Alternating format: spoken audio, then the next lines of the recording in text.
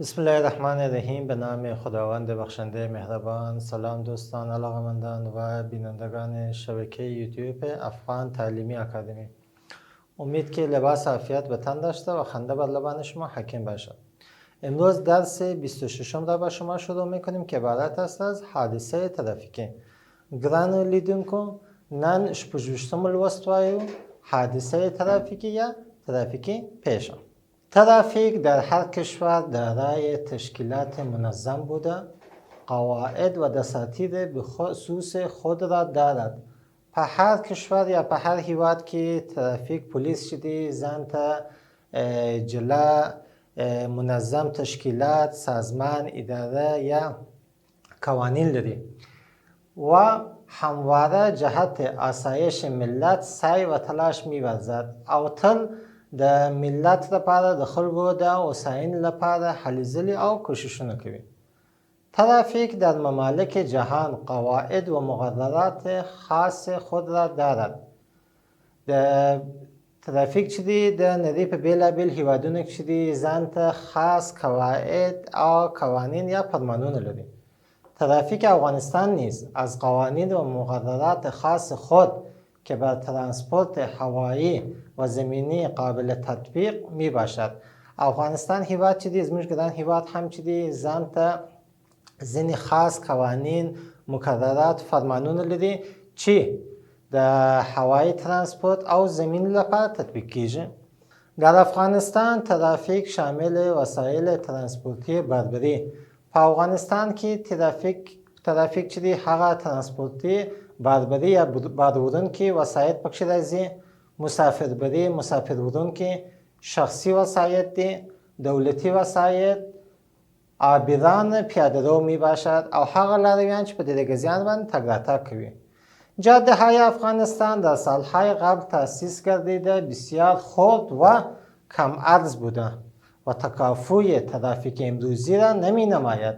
د افغانستان سړکان چې په تېرو کلونو کې جوړ شوي دي یا احداث شوي دي ډېر کمبره دي او د نن ورځې د خلکو د تګ راتګ دپاره بسنه نه کوي، زیرا نفوذ روز به روز زیاد گردیده، ځکه چې یو ورځ تر بلې نفوذ یا د خلکو شمېر چې دی ډېرېږي.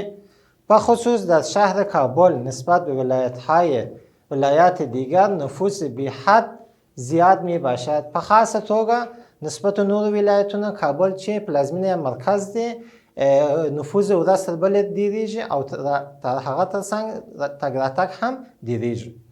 از این رو تمام مردم باید لوایح و مقررات ترافیکی را بدانند. نو په دې اساس باندې چې ګڼه ګوڼه ورځ تر بلې ډېرېږي، ټول خلک باید د ترافیک په قوانینو، په لوحو او فرمانونو باندې وپوهېږي، زیرا که همواره در بازارها و مارکتها جهت رفع مایحتاج خود رفت و آمد دارند، ځکه چې خلک په بازارونو کې، په مارکتونو کې، په سړکانو کې خپل مایحتاج یا د ضروریاتو د رفع کولو لپاره تګ راتګ کوي. در جاده های شهر پیاده روها. د شهر په جاده و سړکانو کې په دریګزیانو کې چراغهای ترافیکی څراغونه یا ترافیکی اشارې چې دی علایم و اشارات موجود می باشد. ځینې علامه یا نشانی یا لوحه موجوده. ما باید همواره قواعد ترافیکی را مراعات نماییم. موږ همیشه باید ترافیکی قواعد یا قوانین مراعات کنیم تا زندگی ما از خطر مسئول باشد، تر څو چې زموږ ژوند د خطر څخه وساتل شي یا وژغورل شي. لازم است در اینجا قصه پسر بازیگوش را مطالعه نماییم و از آن پند گیریم.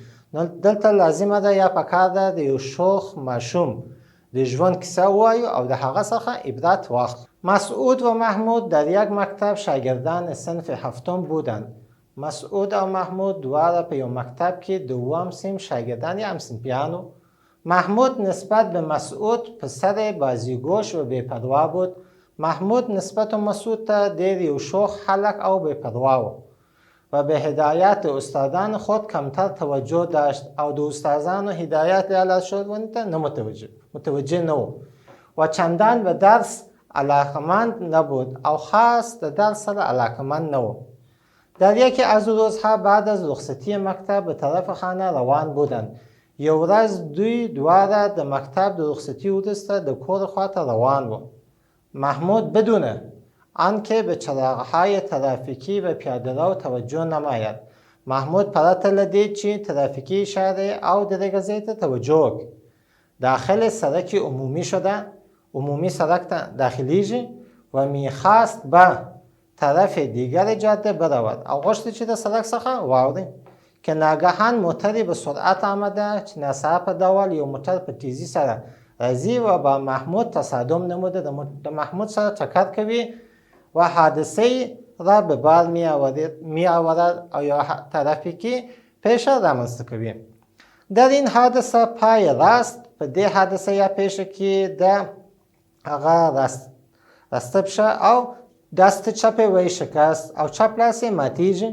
این بی‌پروایی و توجه نکردن به قواعد ترافیکی همدغه بی‌پروایی کول او ترافیکی قوانین ته نه مراعاتول باعث شد تا محمود در شفاخانه برای مدت زیادی بستر باشد. سبب شد سوچ محمود د ډېرې مودې لپاره په شفاخانه کې بستر شي و نسبت به دیگر همصنفان خود از درس و تعلیم عقب بماند او نسبت نور همصنفان ته د درسونو څخه پاتې شي.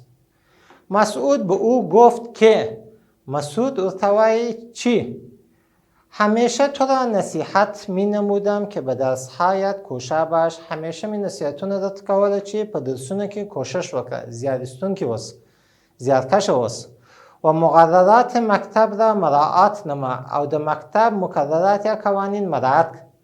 اما به گفته های من و معلم صاحب عمل نکردی. خو تا هیڅکله زما خبرې او د معلم صاحب خبرې ته نه متوجه یادی عمل نه پوره کوي و به این حالت رسیدی. دغسې حالت در باندې راغی. شاگردان مکتب همیشه دستورپذیر بوده. د مکتب شاگردان یا زده کوونکي همیشه باید دستور یا فرمانونه یا د مشرانو نصیحتونه ومني، قبول کړي. لوایح و مقررات مکتب، د مکتب قوانین، لوحې، همدارنګه ترافیک ده و ترافیک را مراعات نمایند او ترافیکی قوانین او لوحې مراعات کړي تر څو چې تا به سرنوشت محمود دچار نشوند، تر څو چې دوی د محمود په برخلیک باندې اخته نشي. دا و د حادثه ترافیکي درس. داسې ګرانو لیدونکو د درس وروسته د هغه لغاتونه هم ووایو.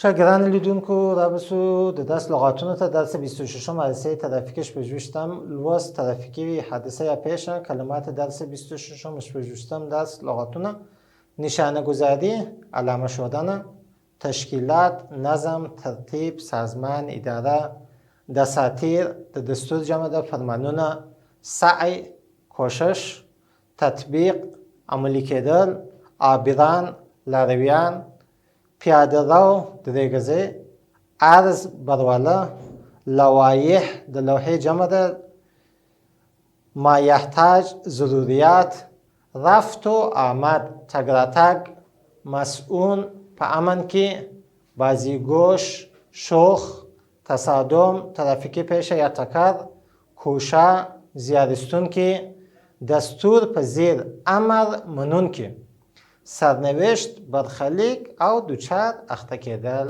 دا و د حادثې ترافیکي د درس لغاتونه. د هغه وروسته ګرانو لیدونکو قواعد دستوري وایو. هیله ده چې تر پایه پورې زموږ سره ملګرتیا وکړئ. ګرانو لیدونکو د نن ورځې موضوع چې په قواعد دستوری کې نشانه گذاری و ضرورت آن. نشانه گذاری، علامه شدن او د هغه ضرورت یا اهمیت. نویسندگان با استفاده از الفاظ افکار و عقاید خود را بیان می کنند. لیکونکي خپل عقاید او باورونه کې د لغاتو په واسطه بیانوي که در این وقت آنها دچار حرکتها و حالتهای گوناگون می شوند. چې په همدغه وخت کې چې دوی لیکنه کوي خپل عقاید او باورونه، خپل فکرونه بیانوي، د دوی په وجود کې ځینې حرکتونه او حالتونه رامنځته کیږي که روی کاغذ هم باید انعکاس کنه. کاغذ باندې هم باید چې خپور یا نشر. همین نشانه ها را تنقیط یا نشانه گذاری میگویند. همدغه نشانه یا علامه چې دی تنقیط یا نشانه گذاری یا پښتو کې علامه شدن ورته ویل کیږي. در زمان خلیفه سوم حضرت عثمان رضی الله عنه کاتبان از بعضی علامت‌ها و نشانه‌ها در نسخه‌های قرآن کریم استفاده کردند.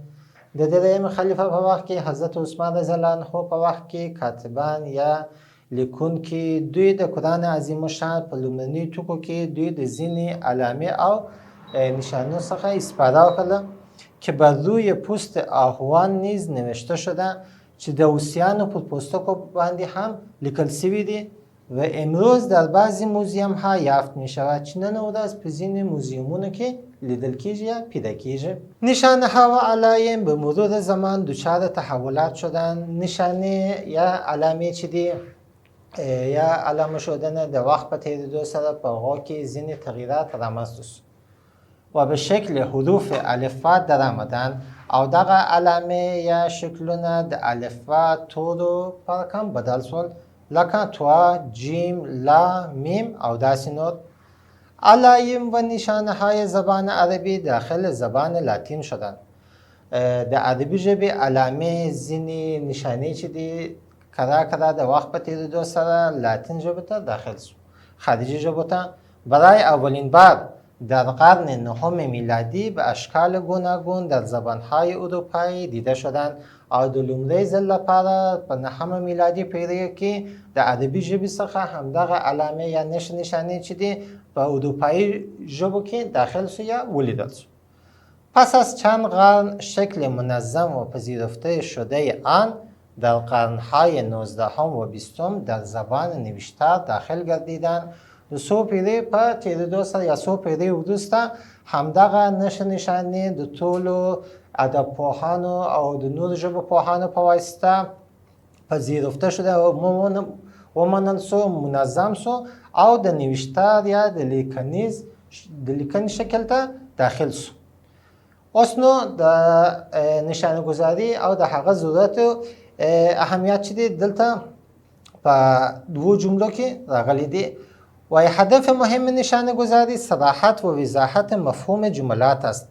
در نشانه‌گذاری د علامه شدنی هدف او موخه دا دی چې د جملاتو مفهوم چې دی په وضاحت او په صراحت سره په جدیت سره بیان شي.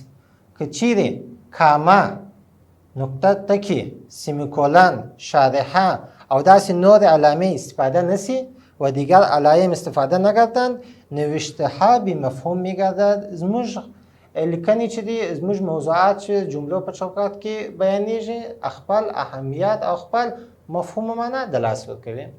دا و ګران لیدونکو د نن ورځې درس تاسو کولی شئ از موږ د نورو ویډیوګانو د لیدو لپاره د افغان تعلیمي چینل صفحه په یوټیوب کې لایک، سبسکرایب او د ملګرو لپاره شیر کړئ.